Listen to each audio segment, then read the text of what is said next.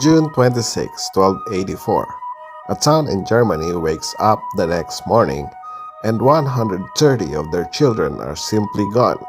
Not one trace, not one body, just an entry in the town records that reads, and I'm not exaggerating this, it is 100 years since our children left. You know this story as a fairy tale, a magic piper, a swarm of rats, a broken promise. Almost none of that is real. What actually happened is stranger and honestly darker than the version you got read as a kid.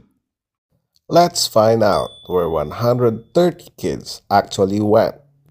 Okay, here's the wild part. This isn't folklore with zero receipts. Hamelin's own church had a stained glass window about this, dated to around 1300. So, within a generation of it happening. There's an even earlier written record. A monk named Heinrich of Hereford, writing around 1370, describes a young man who walked into town playing a silver pipe. 130 children followed him out the east gate. They vanished. Nobody ever found them. Not probably gone. Gone enough that the town started dating its own calendar from the event, like the official record referencing X years since our children left. That's not a spooky bedtime story detail. That's a town that never got over it. So if you grow up on this story, you know the rats. Piper cleared the rats. Town won't pay. Piper takes revenge with the kids. Here's the twist nobody tells you.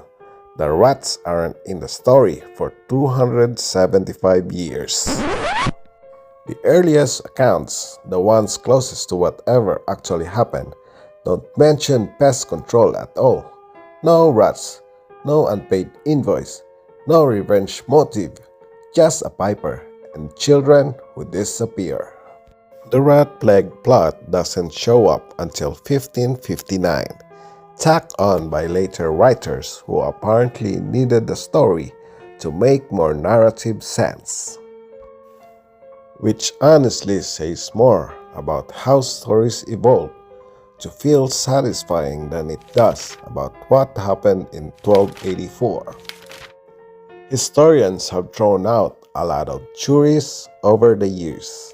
Plague, a landslide, even one's very sketchy claim from a popular history book that the piper was quote a predator, a claim actual historians have since torn apart for having zero evidence behind it.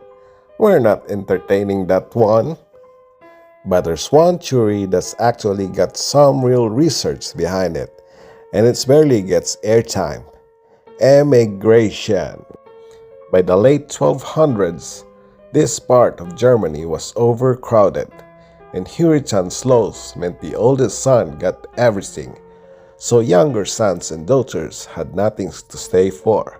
Meanwhile, noble landowners out east were actively recruiting young settlers to colonize new territory, using paid recruiters called locators. Sound familiar? Here's where it gets genuinely cool. A linguist named Jürgen Udolph took every surname on record in 13th century Hamelin and started searching for where else they show up. Turns out, a lot of them cluster in specific regions of Poland and northern Germany, in places where being actively settled around exactly this time. Village names too. There's a town near Hamelin called Beverungen, and its near exact twin, Beveringen, sits north of Berlin. Another version, Buveringen, shows up in Poland. So the leading theory isn't that the kids vanish into a mountain. It's that a generation of Hamelin's young adults, not literal children, children of the town, a common medieval phrase, got recruited east by a charismatic stranger and just never wrote home. And that's honestly what makes this land different than the fairy tale.